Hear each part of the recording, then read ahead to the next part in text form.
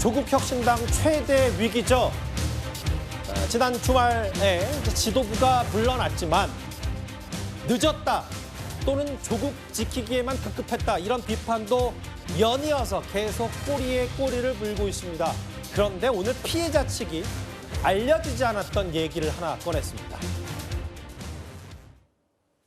저희 비대위 출범을 조속히 해야 된다라고 하는 것을 알고 있기 때문에 이번 주 안에 당무위원회를 개최할 것이고 당무위원회를 개최한다라고 하는 것은 비대위를 출범시킨다라고 하는 이야기입니다. 저희는 다 열어놓고 이야기를 하고 있고요. 가능성을 여기서 말씀드릴 수가 없습니다. 그냥 모든 상황을 다 열어놓고 논의를 하고 있다라고 하는 말씀 정도로 드리겠습니다. 10페이지가 넘는 손편지를 곡진하게 써서 보냈는데 이 제 어떤 진정성이나 이런 게 좀 전달이 안 됐나 보다 이런 생각을 했어요. 비대위원장은 오히려 제3자가 더 낫지 않나 하는 생각도 하고요. 조국 전 대표께서 비대위원장을 맡으시면 조국 전 대표의 아무래도 의견이 가장 우선시 될 것이고요. 좀 수평적인 어떤 구조의 그런 비대위원장이 더 낫지 않겠나 하는 개인적인 생각입니다. 그동안 알려지지 않았던 얘기, 구자랑 변호사님. 그러니까 피해자 측, 그러니까 강미정 전 대변인 측 얘기는 구속 수감돼 있을 때 10장이 넘는 손편지를 보냈다는 거예요. 사건이 어떻게 발생했고 회복 조치 어떻게 했고 업무 복귀. 답장을 못 받았다. 이거 하나만으로 상징하는 게 좀 있겠죠? 그렇죠. 저는 사실 처음에 조국 혁신당에서 이 사건에 대해서 굉장히 축소하려고 할 때 조국 원장이 잘 몰랐다는 것처럼 처음엔 얘기했었거든요. 근데 그 사실관계마저도 사실이 아니었다. 사실은 옥중에 있을 때도 이미 이거에 대해서 잘 알고 있었고 피해자 쪽에서는 여러 차례 이게 부당한 처리에 대해서 이의 제기를 하고 정보를 알리고 조국 원장이 어떤 말이라도 원했던 것인데 그거에 대한 조치가 없었던 것이거든요. 그러니까 참다 강미정 대변인이 폭로를 할 수밖에 없었던 것이고 일각에서는 지금 나온 지 얼마 안 됐는데 왜 이렇게 조급하게 하냐 이런 식으로 공격했던 것도 알고 있는데 공격을 하는 게 부당했던 게 이미 그 이전부터 아무리 얘기를 해도 듣지 않는다. 그리고 나와서는 뭐 민생행보나 뭐 모르는 국민들 만나는 투어나 이런 것보다 뒷전으로 밀리고 있으니 그 침묵이라는 거는 이거에 대해서 해결할 마음이 없다는 확신으로 다가왔기 때문에 더 이상 조국 원장에게서 기대할 것이 없고 나는 할 수 있는 건 다 했다라는 자포자기가 작용해서 폭로도 하고 탈당도 하고 이렇게 된 것이 이제 앞뒤가 선후관계가 다 연결됐지 않나 싶습니다. 10장의 손편지를 보냈다. 손편지 10장. 근데 답이 없었다. 진정성이 전달이 안 됐나 싶었다라고 피해자 측은 충분히 물론 그렇게 당연히 생각할 수가 있죠. 10장을 보냈다. 그런데 이 10장 손편지를 보냈다는 게 알려지기 전에 사실 조국 원장 SNS 프로필을 바꿨습니다.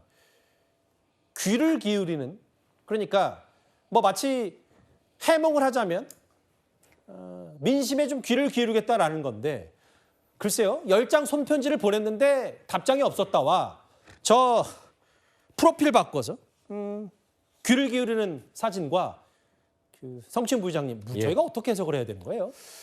아마 그러니까 저게 귀를 기울이겠다는 건지 경청하겠다는지는 의미를 알 수 없습니다만 보통 그렇게 일반적으로 그렇게 해석할 수가 있는 것 같죠. 그러니까 저 SNS 사진을 바꾼 거에 대해서 다들 그렇게 비판을 하는 것 같습니다. 왜냐하면 저렇게 사진을 바꿀 것이 아니라 먼저 듣고자 했다면 먼저 들으러 다가갔다면 이런 문제가 발생했겠느냐.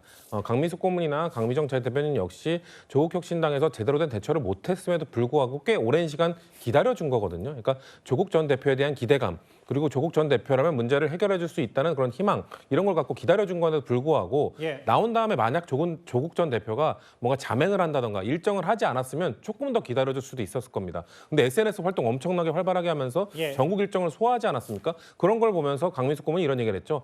사람이 후순위였구나. 지역 일정이 우선이었구나. 이런 거에 좀 실망을 한 거거든요. 근데 그런 거에 대해서 조국 전 대표가 뭔가 적극적으로 뭔가 피해자에게 다가가기 위한 노력보다는 다시 SNS 프로필 사진을 바꿈으로써 뭔가 메시지를 전달하고자 했다는 것 자체가 저는 조국 전 대표가 좀 아직 이 사건의 엄중함을 인지 못하는 것 아닌가. 여전히 본인의 SNS나 이런 거에 대해서 비판이 있었음에도 불구하고 여전히 그걸 통해서 소통하려는 것 자체가 지금 조국 전 대표가 조금 더 본인이 왜 비판받고 있는지를 되돌아보실 시간이 아닌가라는 말씀 드리고 싶습니다.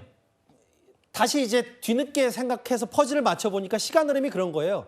손편지 10장 써서 이 성비 사건에 대해서 조국 원장에게 알렸고 조국 원장 출소하자마자 광복절 출소하자마자 영남, 호남 광복 행구를 했고 지도부 총사퇴했고 그 즈음에 저렇게 귀를 이제 갖다 대는 그런 프로필 사진으로 바꿨다. 일련의 과정들입니다. 이현정 의원님. 네. 피해자 측이 하나 더 얘기한 게 있어요. 10장 손편지를 보내서 성비 사건을 조국 원장에게 알렸다는 건 말고도 뭔가 조국 혁신당이 지도부는 다 물러났지만 마치 조국 비대위, 조국 원장이 비대위원장이 될 가능성도 열어두겠다고 하니까 그건 좀 아닌 것 같다는 얘기를 했습니다. 좀 전에 조국 원장이 보여줬던 이런 모습 예. 언제 찍었을까요? 진짜 그게 궁금합니다. 늘 이런 식이에요. 아시겠지만 조국 전 대표가 예전에 수사받을 때 본인이 아마 지지자가 준 케이크인가요? 그거 예. 하나 들고 집에 가면서 뒷모습 그게 또 이제 굉장히 유명해졌고 그걸로 또 뭐 캐리커처 비슷한 걸 만들어서 예. 뭐 지지자들이 많이 돌렸지 않습니까? 이것도 마찬가지예요. 그러니까 아까도 우리 성치훈 부의장이 이야기했지만 예. 조국 전 대표가 비판받는 지점은 뭐냐면 어떤 문제가 생겼을 때 이 문제를 내가 해결하고 뭔가 결과물을 만들어야 되는 생각이 아니라 나의 보여지는 모습, 나의 스타일 이런 것들이 국민들에게 어떻게 보여질까 매일 SNS만 쳐다보고 있는 겁니다. 저 사진 찍을 때 피해자들한테 정말 진정성 있게 다가가서 한번 이야기를 들으면 안 되나요? 뭐 예전에 찍었을 수도 있죠. 저도 시점은 잘 그러니까 모르겠습니다. 그걸 어떻게 언제 찾아서 저걸 프로필 사진으로 바꾸고 저 노력 기울일 때 오죽했으면 제일 친한 친구가 제발 이제 좀 SNS 그만하라는 그런 이야기를 했겠습니까? 그러니까 결국은 뭔가 정치인이라면 정치를 해결하는 관점, 즉 문제를 해결하기 위해서는 피해자를 먼저 만나고 문제를 어떻게 고민해야 되는데 자 그러니까 지금 당내에서 당신이 비대위원장 맡으면 안 된다라고 나오는 것도 똑같은 거 아니겠습니까? 예. 결국은 지금 있는 사퇴했던 지도부들 아무 의미 없습니다. 원래 다 사실 이 당은 대주주가 사실 다시 돌아오는 거 아니에요. 예. 그러니까 결국은 이게 지도부 바뀌는 게 사실상 쇼로 비춰지고 그리고 지금 진정한 문제 해결 능력이 없는 사람이 다시 비대위원장이 된다 그러면 이걸 뭘 하느냐. 이제 그거에 대한 문제. 근데 또 이 당은요. 기본적으로 조국 원장이 만들었던 당이고 예. 그 사람을 위한 당이었습니다. 그러니까 다른 대안도 별로 없어요. 그러니까 결국은 이 당의 정체성은 사실상 조국 혁신당 이름이 들어간 그 당 아니겠습니까? 그러니까 이제 이현정 의원 말씀은 피해자 측이 저렇게 조국 비대위에 반대한다고 하더라도 제3자가 다른 사람에 와서 비대위를 끌어야 된다고 하더라도 현실적으로는 대안이 없다는 말씀이시네요. 그러니까 이 당의 정체성이라는 거죠. 예. 그러니까 옛날에 뭐 이 당을 처음 만들 때 시민행동당이라는 이름으로 하자고 그랬더니 조국 원장의 측근들이 안 된다, 이름을 해야 된다라고 해서 조국 혁신당 했다는 거 아니에요? 예. 근데 조국 원장이 지금 비대위원장을 하지 않으면 그럼 누가 하겠습니까? 근데 그거에 대한 본질적인 문제도 있는 거예요. 이 당의 정체성 자체가 결국 그 모습이기 때문에 저는 그래서 지금 이 조국 혁신당은 뿌리채 흔들리고 있다 이렇게 저는 평가합니다. 그 피해자 측의 얘기 중에 뭐 손편지 얘기도 있고 조국 비대위도 안 된다라고 했지만 이렇게 피해자들에게 뭘 원하는지 묻지도 않고 그냥 다 그만둬버리는 게 폭력적이다라고 했어요. 김선민 권한대행 사퇴, 최고위 모두 그만뒀고요. 황현선 사무총장 어제 그만뒀습니다. 그 일전에 이규원 사무부총장도 그만뒀는데 특히 이규원 사무부총장이 지난주 금요일 한 유튜브 방송에서 말했던 이 부분 지금까지도 논란의 대상입니다. 성희롱은 범죄는 아니고 네. 어쨌든 뭐 품위 유지 의무 위반은 되겠죠. 네. 성희롱이라고 통상 이게 뭐 포섭이 될 텐데 네. 언어 폭력은 뭐 범죄는 아니고요. 그리고 관련 사건이 지금 경찰의 수사가 진행되고 있습니다. 내용을 저도 기사로 접했는데 네. 보니까 뭐 그날 조금 워낙 좀 저희 당 기준으로는 안타까운 상황이었고 그래서 다들 어떻게 보면은 뭐 분위기가 다운돼 있으니까 좀 힘내자 그런 차원에서의 저녁 자리가 있었던 것으로 그렇게 설명을 하셨던 것으로 제가 들었습니다. 네. 노래방에서 있었다는 일도 사무총장으로서는 언론 보도를 보고 통해서 들었고 그 피해 사실과 관련해서도 지도부도 그렇고요. 전혀 모르고 있습니다. 정말 총체적 난국인데 그 강성필 부위원장 이게 저 당시에 해당 유튜브에서는 이제 본인이 그 문제의 노래방 회식 뭐 사실을 밝히지 않았고 마치 이제 제3자가 얘기하듯이 했다. 근데 이제 조국 혁신당에서 저런 반응도 해놨고 피해자 측도 이 지도부 총사퇴가 그냥 폭력적이라고 얘기하는 부분들이 뭔가 세밀하게 하나하나 살피지 않고 그냥 뭐 우리가 문제 있으니까 다 그만둘게 뭐 이렇게 비춰지기 때문. 특히 뭐 이규원 부총장, 사무부총장의 이런저런 얘기에 대해서 더 논란이 커지는 것 같아요. 그러니까 제가 살다 성희롱이 범죄가 아니다라는 이런 비상식적인 얘기는 좀 처음 들어본 것 같아요. 예. 그리고 뭐 설사 뭐 그런다 칩시다. 그래도 검사까지 하셨다는 사람이 예. 그리고 또 앞으로 정치하겠다는 사람이 아니 국민 정서법을 따라야지 무슨 국민 정서와 전혀 어긋난 무슨 그것도 본인 자체도 노래방 안 갔으면 모르겠어요.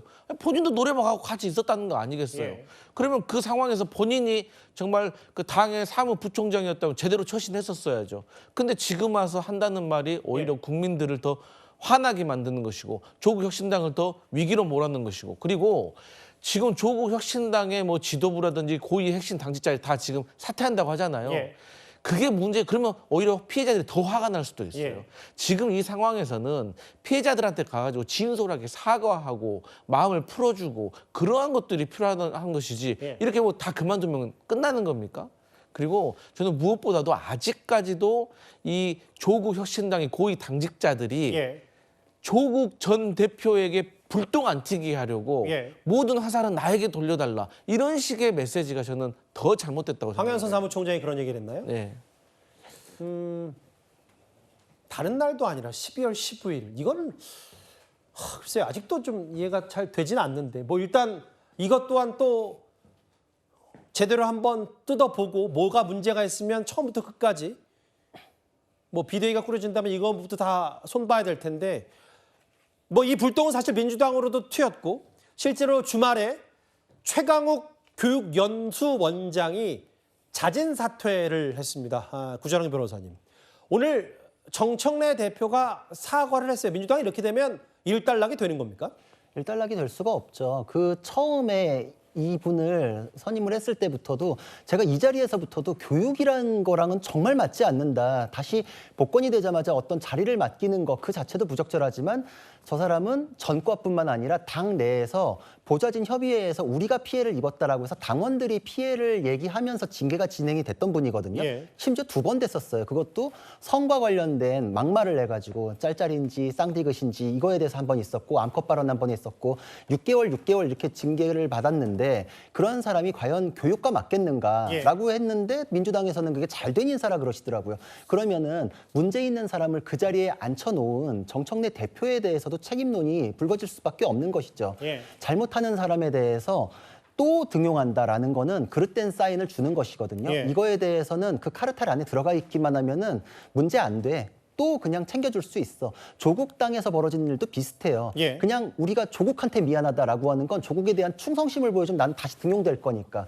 그런 거는 공당이라고 할 수 없거든요. 예를 들면 그건 뭐 주식회사하고 비교할 수도 없고 거의 개인 사업자인데 제일 나쁜 거는 바지 사장 내놓고 뒤에서 조종하는 실업주잖아요. 그러니까 그런 식으로 안에서의 카르텔로 운영되는 거는 공당의 모습이 아니다. 예. 최강욱 의원에게서도 보이는 거는 이런 사람에 대해서는 엄벌한다라는 걸 보여줘야만 예. 기강이 서는 것인데 최강욱 의원은 교육연수원장을 할 게 아니라 교육을 받아야 되는 분이거든요. 성인지 감수성에 대한 교육도 받으셔야 되고 예. 다시 정치를 할 수 있는 기회가 민주당 안에서 있어서는 안 되지 않나. 예. 저는 정청래 대표가 자신의 잘못에 대해서 반성하는 차원에서라도 엄벌을 내린다면은 이춘석 의원 신속하게 제명했듯이 이분도 제명해야지 맞지 않나 싶습니다. 잘된 인사라고 평가했던 정청래 대표가 최강욱 전 원장, 교육연수원장이 자진 사퇴에 당대표로서 고개를 숙인다고 했습니다. 5위였습니다.